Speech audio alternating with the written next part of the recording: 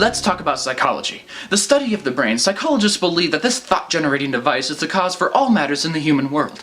And indeed, its ability to absorb and retain information is more important now than at any point in human history, with stimulus thrown at it on a daily basis, from every direction. Psychologists believe that any reaction to outside stimulation is a gateway to understanding the human condition. And I can't wait to apply this perspective to film. What's my first target? Socio! Hey, you got your own internet show, you just don't get to pick the movies. Good luck! I hate catch-22s. Alright then, how does this movie start? Can you toss it? I'm sorry, what? Can you toss it? Didn't quite catch that. Can we see that 5 times fast? Why am I here? Okay, let's try that again. Magic Mike has a one-night stand where we learn that he's a failing entrepreneur. Don't worry if you missed that plot point the first time, you'll be reminded about it every half hour. Reminded isn't quite the right word, no.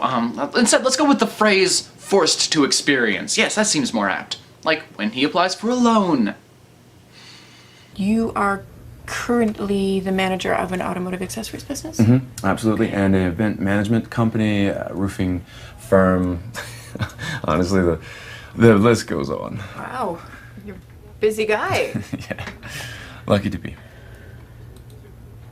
So what kind of rates am I looking at? Just like my time spent with a banker. How was that entertaining?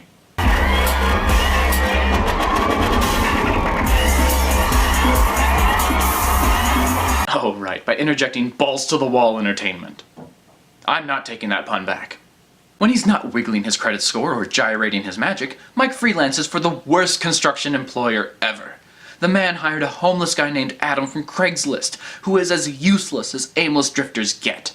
Thankfully, this Adam is fired by the end of the day, removing his dull presence from Mike's life. You know what? I also could do some nice, fun. What? What?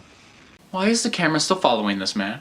Or talking about games, I could be a gamer. Oh, yeah. And I could sell it on to other people. And You're gonna make so much money. Or I could be the voice of the game. Is he seriously our new protagonist? I think I'd rather hear someone talk about insurance sales. I mean, it's slightly different when you're doing Medicaid claims than when you're doing like huge property damage claims and stuff like that, but I guess it's a similar kind of thing. Anyway, let's talk about something else. Please! So how you know Mike? We work together on construction. I told you, man. All organic, all natural. You could eat What kind of cash you make of that? nothing toxic. You're on that?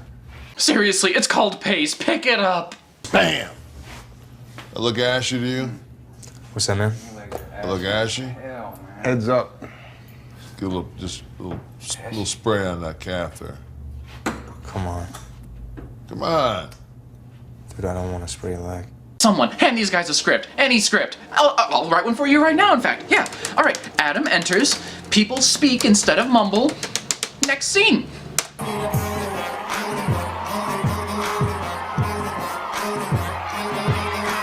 Thank God the stripping's back. Their clear, concise hip thrust will ground us once more. I've heard many opinions about this movie, mostly from women's perspective, since they make up the majority of its audience, and all of them agree.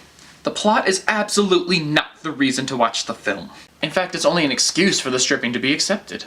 If a woman suggests seeing male strippers in reality, a stigma could easily become attached to her in certain circles. However, putting this act in the middle of a mainstream movie, which culture as a whole is accepted as, well, it's a movie, it's okay, suddenly makes Tatum shaking his ass acceptable behavior. I like your bikini. Thank you, you too. Is that a tattoo? Yeah. What does it say? I was trying to look it Yeah. up. Oh, it just says I was 17 and yeah. Yeah. We're back to a scriptless mess. You know, I never thought I'd say this, but the stripping really needs more screen time. I'd rather see Alcee dangle than spend more time at Exposition Beach. Just listen to them. But Adam's different. Why's that? Well, he had a football scholarship. I mean, a year ago, he basically ruined it by getting in a fist fight with his coach on the first hour of the first day. Yeah, I you said something about that. Because actually seeing how his past actions affect his current ones, that would be boring, give too much insight to character. Instead, let's do a half-minute info dump about why Adam is the character he's always been. That's the problem with the reality approach this film uses. It totally throws show don't tell out the window. There's realism and then there's reality. Realism lends credibility, while reality is boring. Every other scene is a long, talky affair that gives little to no insight to the characters, because the interactions do nothing to forward the character relationships. The few times it does progress them, it does it like this. Hey, Mike. I think we should be best friends. I'm sorry, I was just imagining the screenwriting process. Just right there. Well, Adam and Mike need to have interactions and make them become friends. Well, why doesn't Adam just ask them to become best friends? Oh, it's late, just put that in there. We'll fix it tomorrow. And then they get to post, and they're in the editing room with everyone. Oh, the looks on their faces must be priceless. You want to become best friends?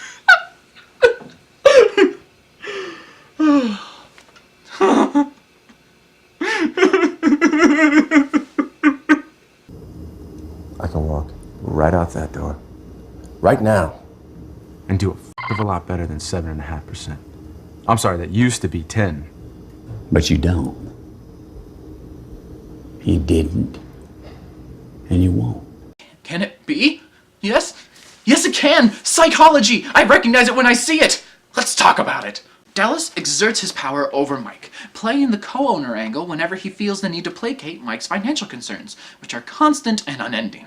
However, since Dallas sees the potential loss of Mike as detrimental to his business venture, he makes the ability for Mike to save money increasingly difficult by shrinking his profit margins. What a dick. This pivotal moment acts as a midpoint for the movie. What? Huh. It felt exactly like one, so when does it happen? Why is this movie 2 hours long? The first major change in the title character's life happens in the home stretch of the film, right when his downward spiral begins. Coincidentally, that spiral ends one scene later, when he has a realization in the last 7 minutes that save him from a life of stripping.